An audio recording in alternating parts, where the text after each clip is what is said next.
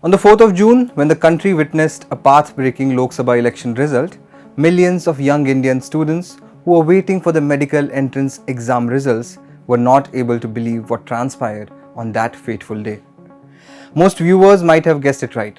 Yes, we are talking about NEET, or the National Eligibility Cum Entrance Test results of 2024. The National Testing Agency, or NTA, which conducts this exam, tried to slide the issue under the carpet by releasing the results on the same day as of Lok Sabha results. But it did not stay under the carpet for long.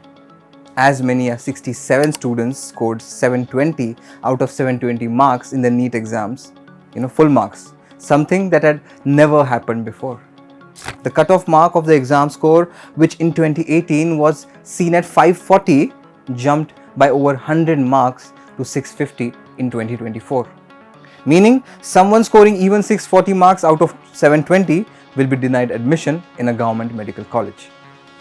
Many of you by now would have read or seen news that had pointed out that 6 of this year's toppers, those who scored 720 out of 720 marks, came from the same center in Jhajjar in Haryana.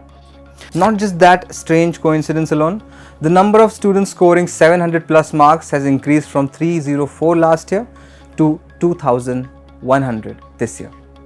The bizarre nature of the results doesn't end here. Students with rank 68 and rank 69 scored 719 and 718 marks respectively, which is logically not possible.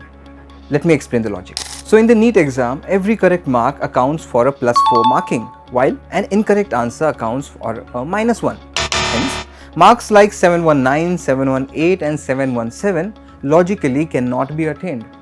Thousands of aspirants whose parents cannot afford a private college are devastated by these strange results. There are a number of stories of NEET aspirants dying by suicide. Critics claim that there was large-scale rigging in the NEET exam to benefit some people. If these allegations are true, the alleged manipulation of the results can have a disastrous impact on the children of, say, laborers, the farmers, the poor. A student aspiring to crack the NEET exam put in a massive effort. The question to ask at this point is also this: does this alleged NEET scam open up a door to peer at the deteriorating condition of employment among the youth in the country? Today we discuss all of these points in the video. My name is Zishan Kaskar and you are watching Spotlight.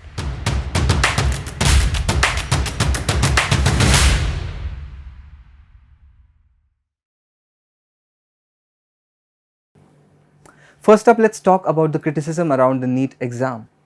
Despite the current issue reeking of paper leak, corruption and favoritism, the NEET problem transcends the educational parameters and becomes a social problem. For example, NEET is an exam which is conducted all over India.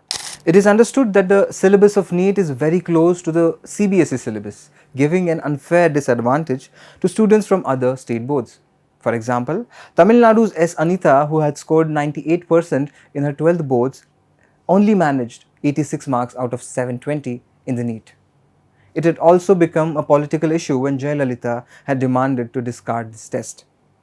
Another issue is this: the NEET exam, in a way, deepens the urban-rural divide. Private coaching classes are considered to be the only way to attain success in the medical field in India, which not many can afford in the rural areas. Former director of NCRT, Krishna Kumar, in his Indian Express essay critical of the NEET wrote, and I quote, "There is no time to think why that answer is correct or why the answers are wrong. Such niceties of the reflective era are now totally out of fashion. If you want to be a doctor, you must master the art of responding to multiple choice questions." But the NEET exam is a ticket to enter the esteemed MBBS course in the country, the course which is a precursor to becoming a specialist doctor. India anyways lacks the number of doctors required in comparison to its population. For example, in Bihar, for every 17,000 citizens, there is just one doctor. This very statistic is the crux of this video, and the point I am trying to make, which is India is a country with a high demographic dividend, but we are sure to lose this advantage if unemployment continues to soar. Before getting deeper into this issue, let's understand what this demographic dividend is. So when a country has a higher working population, that is between the age group of 15 to 65, then that country comes in the demographic dividend zone as per International Labour Organization. But for the demographic dividend to work, a country must provide productive employment to 7 to 8 million youths that join its labour force every year. India, however, seems to be losing this advantage. India's youth unemployment rate is unacceptably high. Youths account for nearly 83% of country's total unemployed population today. At such a pace, we will have a high working population with a low level of skill. How will the young population get employed if there is a major problem in their education? The ARO recruitment scam in Uttar Pradesh is still fresh memory. Aspirants toil hard for years and just moments before their exams, the paper gets leaked and the exam gets cancelled. This has been a recurring phenomenon, not just in Uttar Pradesh, but in other parts of the country as well. The likelihood and the gamut of landing in a government job has become extremely slim for the youth. Add to the distress schemes like Agniveer, which partially closes the door to employment via the army. The scheme doesn't guarantee a full-time job to youth after a 4-year contract. It was a recurring theme in a lot of villages, especially in the northern states of Uttarakhand and Haryana, where a lot of youngsters are staring at the problem thrown by this particular scheme. One must understand that most of these aspirants, be it the ones failing to secure an MBBS seat due to the NEET fiasco, or the ones failing to gain a government or an army job, are first-time voters of the Lok Sabha.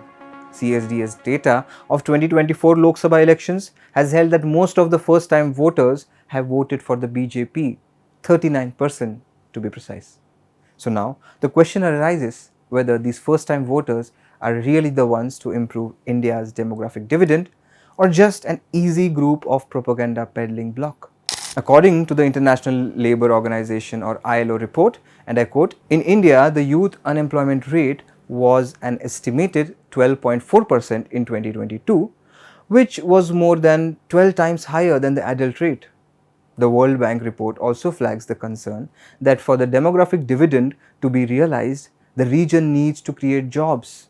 This means that India has to create jobs at a higher rate than its youth population growth rate. So, if the country continues at this rate, the first-time voters who are also aspirational and looking at making a career would unfortunately be left without any job. Thus, as I said in the beginning of the video, the NEET fiasco is something which should be understood in entirety of India's unemployment problem.